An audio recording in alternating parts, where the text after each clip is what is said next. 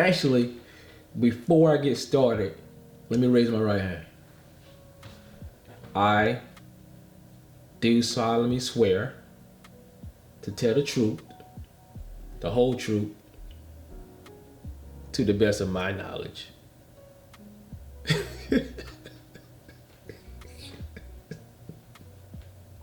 Because I can over exaggerate, you know?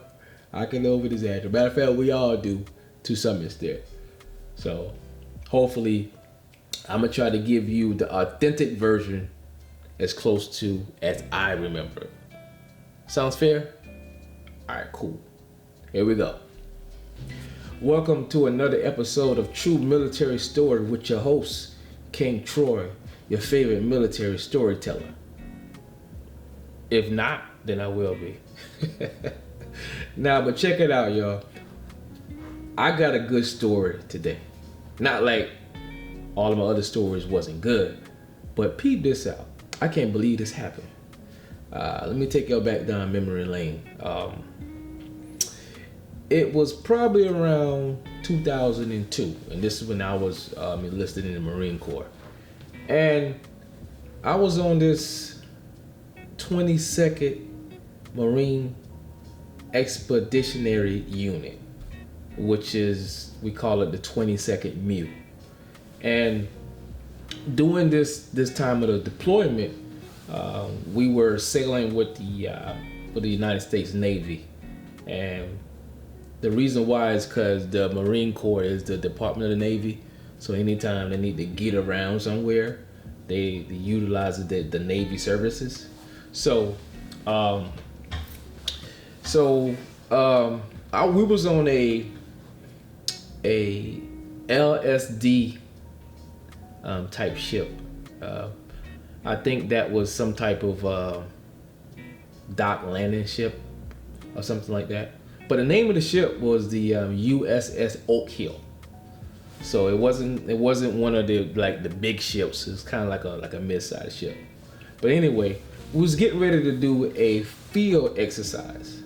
So one thing about the Marines, like whenever we're on the ship, and instead of being on the ship for this extended 4 months, 6 months, or however long deployment is, during the time they schedule some offshore exercises where Marines get to practice offloading and going into the field for 2 or 3 weeks or however long it may be. So this one particular time, it was my time to stay back. And to give y'all some context on it, and my job in Marine Corps, I was a communicator, a field radio operator at that. At the time, it started out as a 2531, it changed to 0621, but don't worry about all that. But the main thing was, whenever the Marines off board or go on the field exercises, we always gotta have communication in the rear, just in case somebody in the field, they may get hurt, somebody gotta get medevac, whatever.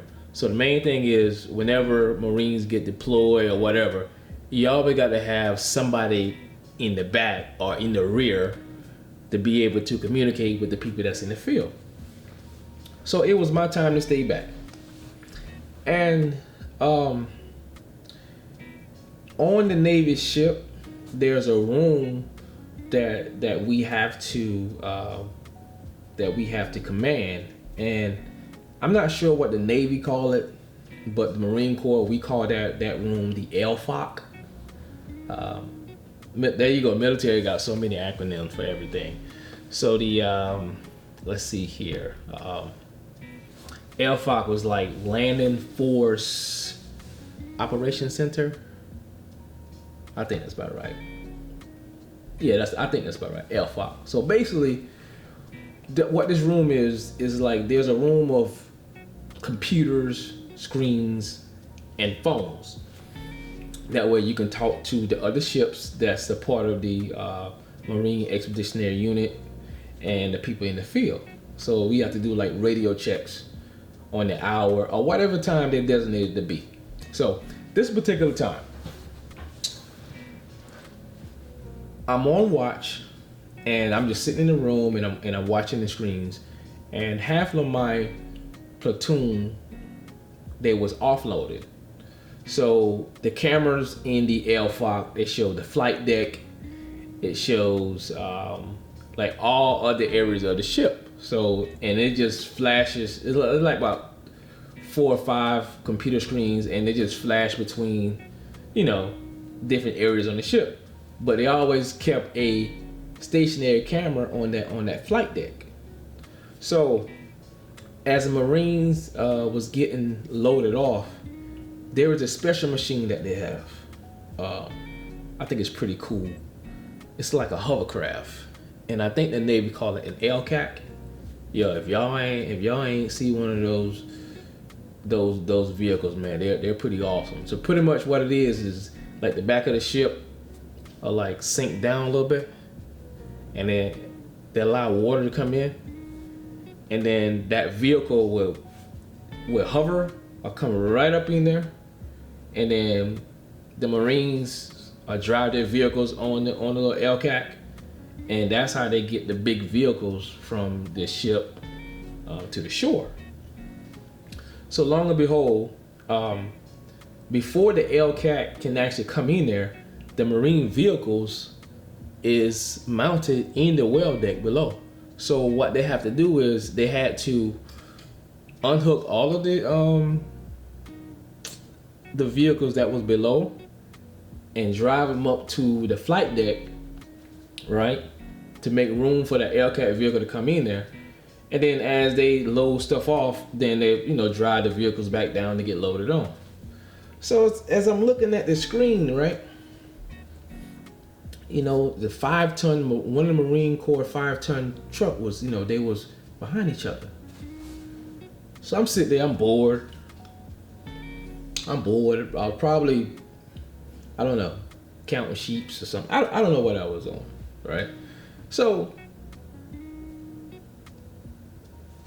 I look at one screen, then I look back at the flight deck, and I saw a vehicle, well, a 5-ton, Marine 5-ton truck was hanging off the back.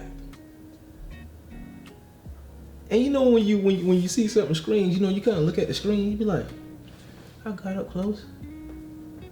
I be like,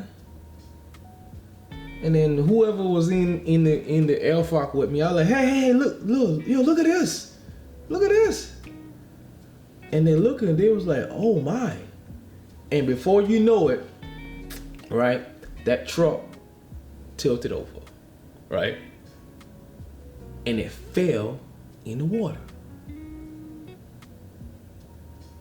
Y'all think I'm lying? Yo, I can't make this up. So, and I know I can't be the only one that remember this. Gotta be somebody else out there that remember this. That truck landed in the water.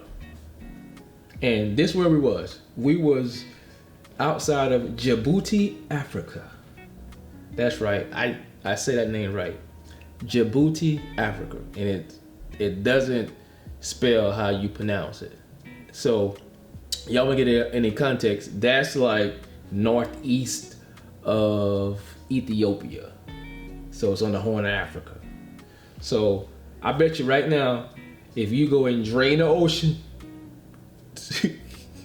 at the bottom of that ocean, you're probably gonna find that Marine Corps 5-ton.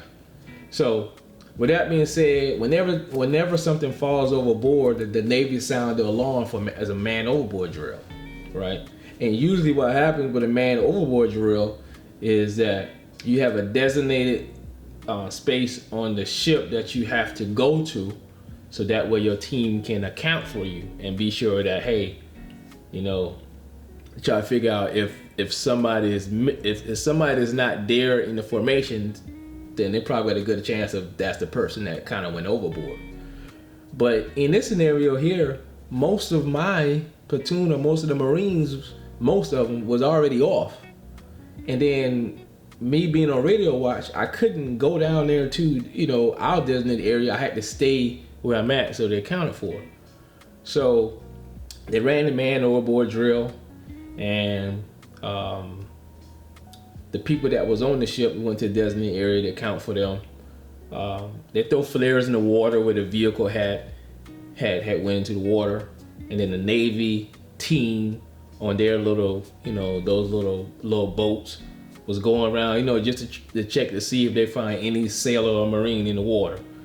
Luckily, I don't think that there was nobody in the vehicle, but it's a mystery how that vehicle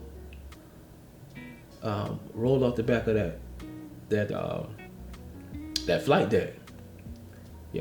I know somebody got in trouble. I don't know who, but somebody had to get in trouble. And one of the main things that they always tell us whenever we in international waters or any place overseas is don't make CNN or don't make a national incident.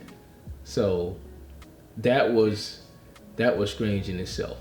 That was wild. So anybody out there, Marine, Navy, and if you follow me,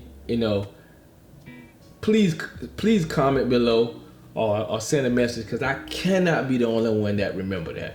But I thought that was strange here. And then being on that 22nd Marine Expeditionary Unit, we had so much fun.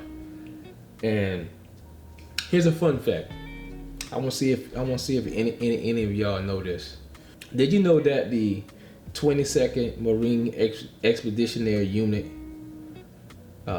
is a popular unit in Hollywood? No? Nobody? Y'all don't believe me? It was so popular that it was an enemy of the state. Y'all remember that movie? Will Smith? Privacy movie, the movie about privacy. Y'all remember that? Y'all think I'm blowing smoke, huh? You know what? Roll that tape. Krug and Jones, sir. We were with the 22nd Marine Expeditionary Unit. Kramer sent us. Oh, nice haircut. See? I can't make this up, y'all. We made the movies, y'all. 22nd Marine Expeditionary Unit. Once again, look, y'all, I cannot make these stories up. The military and the experiences. We have so many stories that are just hilarious in itself. Now, I'm not gonna go deep into too much stuff because I don't want to share anybody stories without them. I just like to give my behalf. Before I get out of here, I want y'all to hit that like button, add a comment, and if you want to, subscribe to the channel and share this video, particularly to those military personnel. So once they see this, then I know they're going to want to have a platform to share this story. Can y'all do that for me? That's the least I can ask, But King Troy out, and I'll see y'all next week or whenever I decide to, hit another story for y'all. Love y'all. Peace out.